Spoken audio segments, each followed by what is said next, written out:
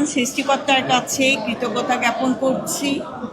শহীদ president Ziaur রহমানের আত্মার শান্তি মাগফিরাত কামনা করছি।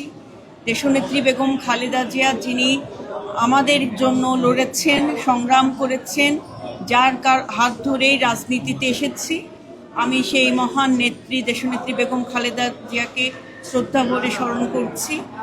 আমাদের সকলের নেতা, বিএনপির সম্মানিত চেয়ারপারসন, বাংলাদেশ গণপ্রজাতন্ত্রী সরকারের মাননীয় প্রধানমন্ত্রী জনাব তারেক রহমানের কাছে আমি কৃতজ্ঞতা জ্ঞাপন করছি। সর্বোপরি আমি আমার যে নির্বাচনী এলাকা ঢাকা ৩ আসন, যে এলাকাকে কেন্দ্র করে এবং ঢাকা জেলা বিএনপি অঙ্গ সহযোগী সংগঠনের সকল পর্যায়ের নেতৃবৃন্দদের কাছে আমি কৃতজ্ঞতা জ্ঞাপন করছি, কারণ তারা পাশে ছিলেন বলেই আজকে আমি এই মহান সংসদে আসতে পেরেছি।